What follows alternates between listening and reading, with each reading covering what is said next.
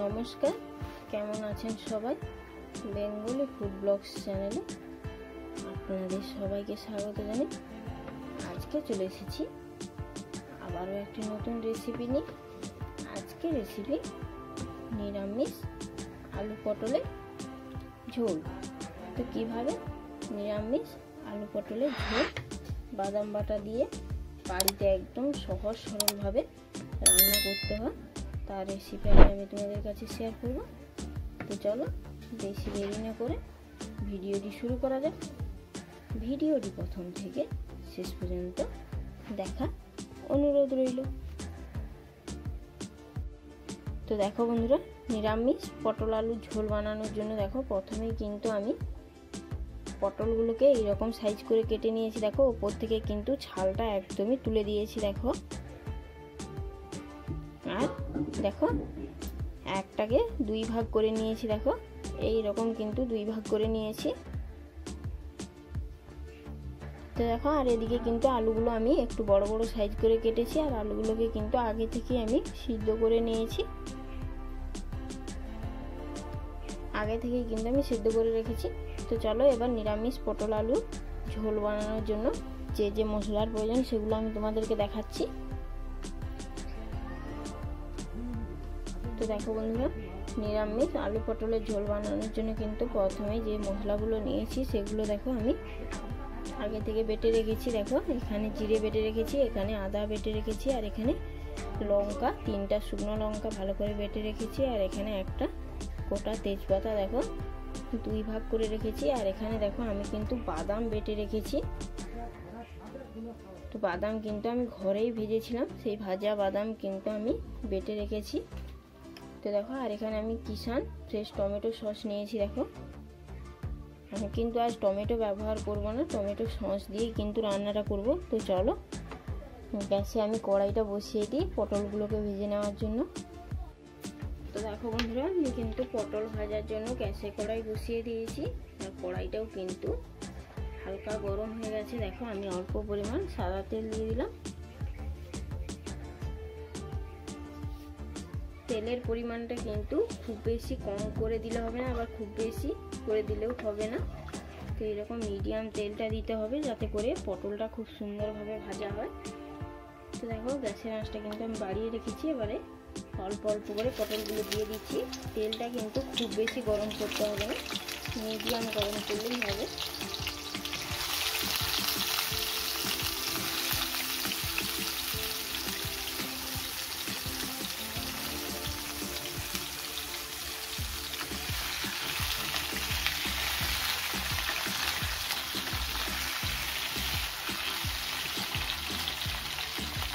দেখো বন্ধু, এবারে কিন্তু সময় নিয়ে খুব ভালো করে পটলগুলোকে ভেজে নিতে হবে। যেহেতু নিরামিষ আলু পটলের ঝোল বাদাম বাটা দিয়ে রান্না করবো, তাই কিন্তু খুব ভালো করে কিন্তু পটলগুলোকে ভাজতে হবে, নাহলে কিন্তু পটলগুলো খাওয়ার সময় জল স্বাদ লাগবে, তখন কিন্তু খেতে একদমই ভালো লাগবে না। তো দেখো গ্যাসের আঁচটাকে কিন্তু আমি বাড়িয়ে রেখেছি। এবারে এইভাবে অনবরত কিন্তু নাড়তে থাকবো। এইভাবে নেড়ে চেড়ে কিন্তু প্রায় 5 থেকে 7 মিনিটের মতো নেড়ে চেড়ে পটলগুলোকে খুব ভালো করে ভেজে নেবো। তো চলো একদম কিন্তু 5 থেকে 7 মিনিট পরে ফিরে আসছি। তো দেখো বন্ধুরা, প্রায় 5 মিনিট পরে ফিরে চলে এসেছি। দেখো কত সুন্দর লাল লাল হয়ে গেছে। দেখো একদম কিন্তু লাল কালার হয়ে গেছে। দেখো কত সুন্দর দেখাচ্ছে। এইভাবেই কিন্তু লাল লাল করে ভেজে নিতে হবে। আর পটলগুলো ভাজার সময় এইরকম একটু খুন্তি দিয়ে চাপ দিয়ে দিয়ে এর থেকে যে ভিতরে যে জলটা আছে সেই জলটা কিন্তু বের করে নিতে হবে, তাতে করে কিন্তু পটল আলুর ঝোল রান্না করলে খেতেও কিন্তু দারুণ লাগবে। দেখো কত সুন্দর হয়ে গেছে, একদম কিন্তু অনেকটাই কমে গেছে। দেখো যে পটলগুলো ভেজেছিলাম সেগুলো কতগুলো ছিল, আর ভাজার পরে দেখো কতগুলো হয়েছে। তো চলো এবারে আমি পটলগুলোকে নামিয়ে নিচ্ছি। তো দেখো পটলগুলোকে আমি একটা ছান্তার সাহায্যে এইভাবে নামিয়ে নিচ্ছি।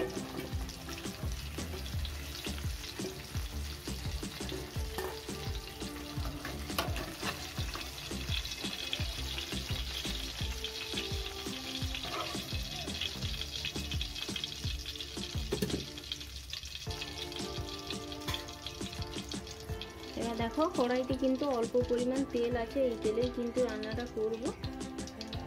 আর একটু পরিমাণ আমি সাদা তেল দিয়ে দিলাম। দেখো গ্যাসের আঁচটা কিন্তু কমিয়ে রেখেছি, আর যেহেতু পটল ভেজেছিলাম তাই তেলটা কিন্তু হালকা গরম আছে। একটা তেজপাতা দিয়ে দিলাম। এবারে আমি দিয়ে দিচ্ছি বেটে রাখা লঙ্কা। লঙ্কাটাকে প্রায় 5 থেকে 7 সেকেন্ডের মতো খুব ভালো করে কিন্তু ভেজে নিতে হবে। তাতে করে কিন্তু লঙ্কার কালারটা খুব সুন্দর আসে এবং লঙ্কার ঝালটাও কিন্তু অনেকটা কমে যায়। অবশ্যই কিন্তু গ্যাসের আঁচটা লোতে করে ভেজে নিতে হবে। তো দেখো এই তেলের উপরেই কিন্তু আমি দিয়ে দিচ্ছি কিষান ফ্রেশ টমেটো সস। অল্প পরিমাণ দিতে হবে, খুব বেশি পরিমাণ দিলে কিন্তু হবে না, তখন কিন্তু খেতে একদমই ভালো লাগবে না।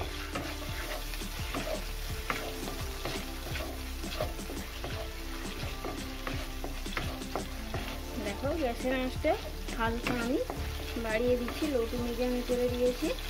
এবারে আমি বেটে রাখা জিরে আর বেটে রাখা আদা দিয়ে দিলাম। এবারে খুব ভালো করে দেখো নেড়ে নিচ্ছি।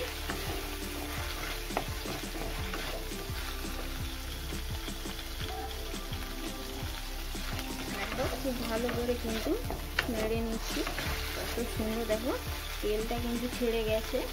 এবারে আমি দিচ্ছি পরিমাণ মতো হলুদ গুঁড়ো।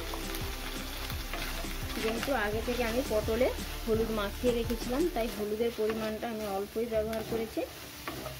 আর হলুদ দেওয়ার সময় কিন্তু অবশ্যই মাথায় রাখতে হবে গ্যাসের আঁচটাকে একদম লোতে করে রাখতে হবে। তো দেখো মশলাটা কিন্তু কত সুন্দর কষানো হয়ে গেছে। আমি কিন্তু এখানে সমস্ত কিছুটাই বাটা মশলা ব্যবহার করছি, তোমরা চাইলে গুঁড়ো মশলায়ও রান্নাটা করতে পারো, সেক্ষেত্রে কিন্তু রান্নার টেস্টটা এতটাও ভালো আসে না। তো দেখো এবারে আমি দিয়ে দিচ্ছি বাদাম বাটা।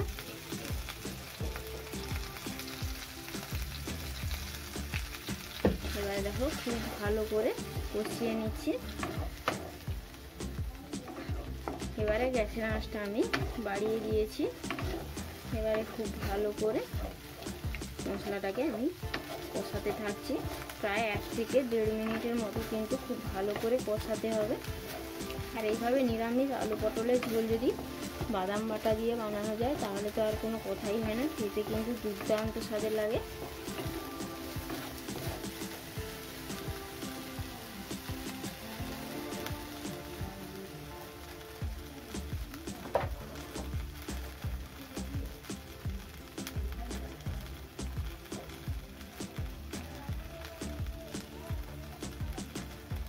তো দেখো খুব সুন্দরভাবে কিন্তু মশলাটা কষানো হয়ে গেছে। এবারে আমি অল্প পরিমাণ জল দিয়ে দিচ্ছি।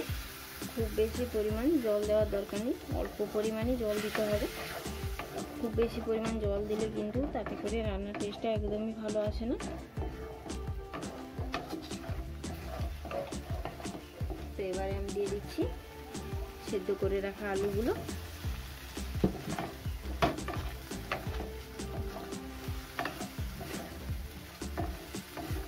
একই সাথে আমি দিয়ে দিচ্ছি ভেজে রাখা পটলগুলো। এবারে খুব ভালো করে দেখো মিশিয়ে নিচ্ছি। গ্যাসের আঁচটা কিন্তু অবশ্যই লোতে করে রাখতে হবে মেশানোর সময়।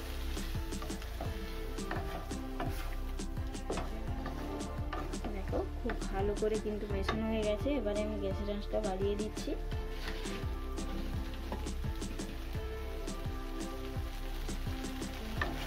খুব ভালো করে কষিয়ে নিচ্ছি।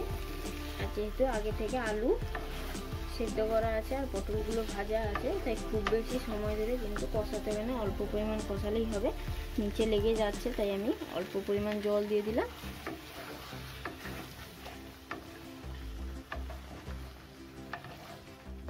আবারও দেখো খুব ভালো করে কষিয়ে নিচ্ছি।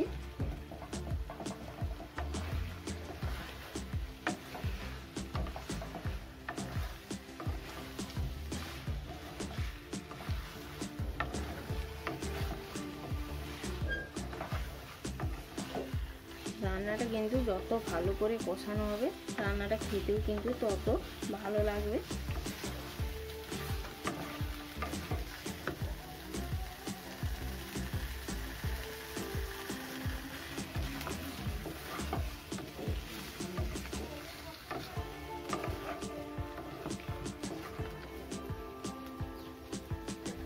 তো দেখো অবশেষে আমি পরিমাণ মতো লবণ দিয়ে দিলাম। তোমরা যে যা লবণের পরিমাণটা স্বাদ বুঝে ব্যবহার করবে। দেখো আমি কিন্তু প্রায় 1 থেকে 1.5 মিনিটের মতো খুব ভালো করে কষিয়ে নিয়েছি। এবারে আমি পরিমাণ মতো জল দেব। এবার দেখো আমি পরিমাণ মতো জল দিয়ে দিচ্ছি।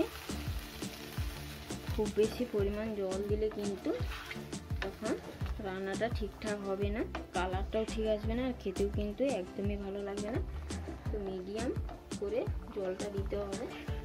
আর যেহেতু আলু পটলের ঝোলটা আমি একদম মাখো মাখো বানাবো, তাই খুব বেশি জলের প্রয়োজন নেই। দেখো আমি এই পরিমাণই জলটা দিয়েছি। এবার সাইড থেকে বাদাম যে বেটে রেখেছিলাম মশলাটা, সেইটা আমি দেখো এইভাবে সাইড থেকে ছাড়িয়ে দিচ্ছি।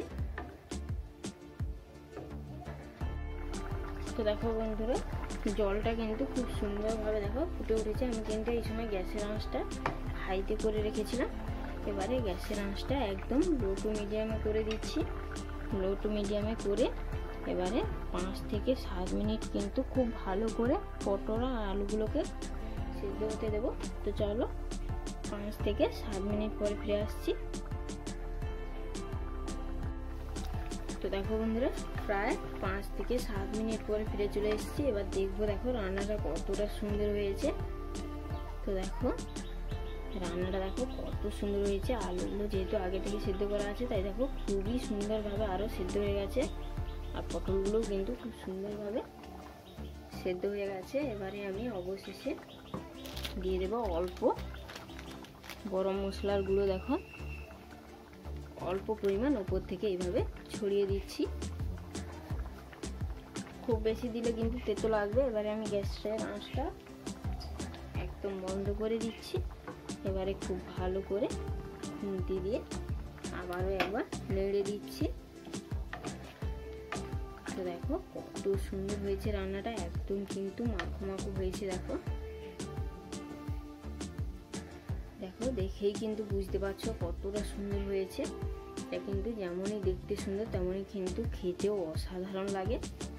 একবার বাড়িতে না বানালে কিন্তু বুঝতেই পারবে না যে এত সুন্দর স্বাদ এটা।